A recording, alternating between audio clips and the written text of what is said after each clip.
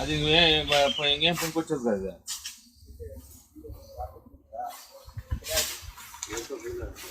కదా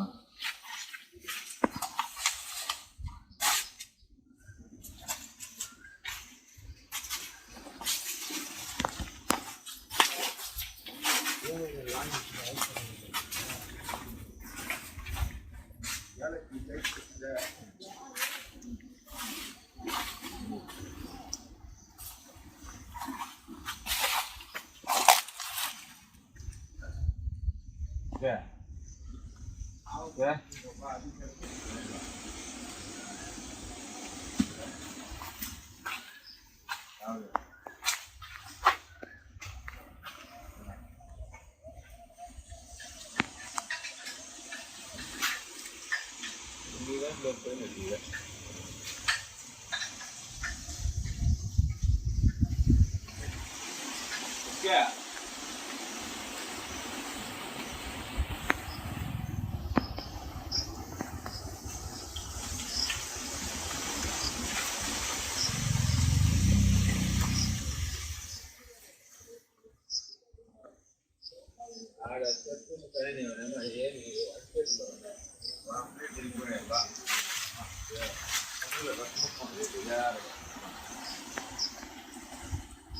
ಮಿರ್ಚಿಂದೇವ ಪಡ್ಕೊಂಡೇನೋ ಹಿಂಗೆ ಬಾಣ ಈ ಕಡೆ ಬಾಣ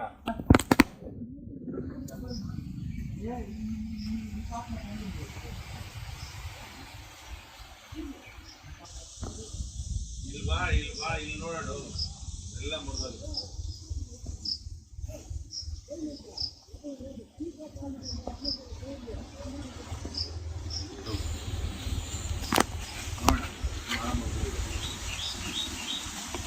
అంతా ఇది సీజన్ 17 కేజీలు వస్తుంది గొల్ల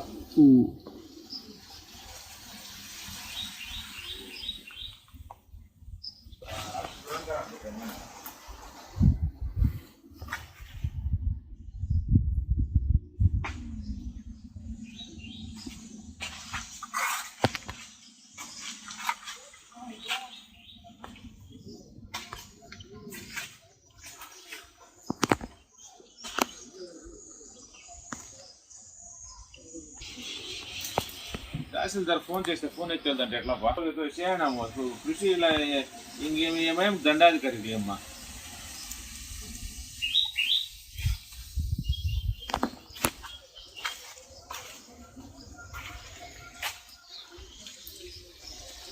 ఎన్ని మాటలు చూడలేదు అప్పుడే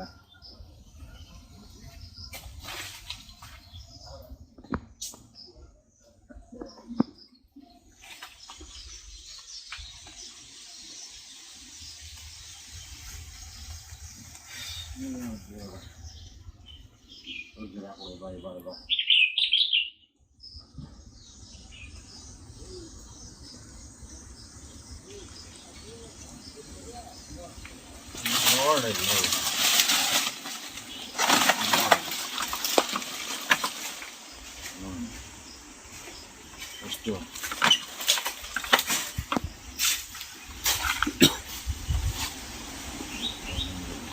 13-14 చిగుతాయి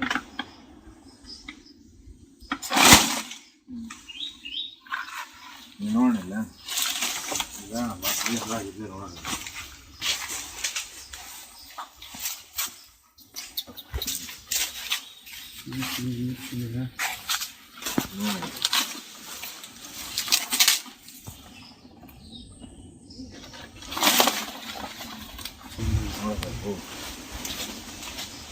ಮೂರು ನಾಲ್ಕು ಐದು ಆರು ಏಳು ಎಂಟು ಒಂಬತ್ತು ಹತ್ತು ಹನ್ನೊಂದು ಹನ್ನೆರಡು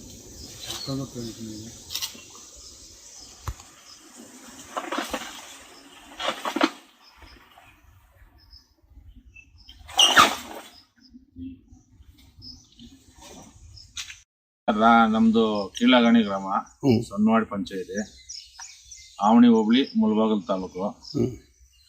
ನಾವು 1.5 ಎಕರೆ ಜಮೀನಲ್ಲಿ ಬಾಳೆ ಗಿಡ ಏಲಕ್ಕಿ ಬಾಳೆ ಗಿಡ ಹಾಕಿದ್ದೀವಿ. ರಾತ್ರಿ ಬಿರುಗಾಳಿ ಮತ್ತು ಮಳೆ ಜಾಸ್ತಿ ಬಿರುಗಾಳಿ ನಂದು ಸಂಪೂರ್ಣವಾಗಿರ್ತಕ್ಕಂಥ ಬಾಳೆ ಗಿಡ ನಾಶ ಆಗಿದೆ. ತಾವು ನೋಡ್ತಾ ಇದ್ದೀರಾ, ಒಂದು ಬಾಳೆ ಗಿಡದಲ್ಲಿ ಸುಮಾರು 13, 14, 15 ಚೀಪುಗಳು ಬಂದಿದೆ. ಏನಿಲ್ಲ ಅಂತಂದರೂ 15 kg ಮೇಲೆ ಬರುತ್ತೆ, 15ರಿಂದ 18 kg ಬರುತ್ತೆ. ಬೆಳೆ ತುಂಬ ಚೆನ್ನಾಗಿ ಬಂದಿದೆ. ಆದರೆ ಪ್ರಕೃತಿ ಒಂದು ವೈಫಲ್ಯದಿಂದ ಸಂಪೂರ್ಣವಾಗಿರ್ತಕ್ಕಂಥ ಬಾಳೆ ಗಿಡಗಳು ನಾಶ ಆಗಿದೆ. ಈಗ ರೈತರ ಪರಿಸ್ಥಿತಿ ಹೆಂಗಾಗ್ಬಿಟ್ಟಿದೆ ಅಂದರೆ, ಈಗ ಈ ಥರ ನೋಡಿದ್ರೆ ಬದುಕಬೇಕಾ ಅಥವಾ ಸಾಯ್ಬೇಕಾ ಅಂತಕ್ಕಂಥ ಒಂದು ನೋವು ಬರ್ತಾ ಇದೆ. 1 ವರ್ಷದಿಂದ ಮಗುನ ಸಾಕಿದ್ದೀವಿ, ಯಾಕೋ ತುಂಬ ಬೇಜಾರಾಗ್ತಾ ಇದೆ.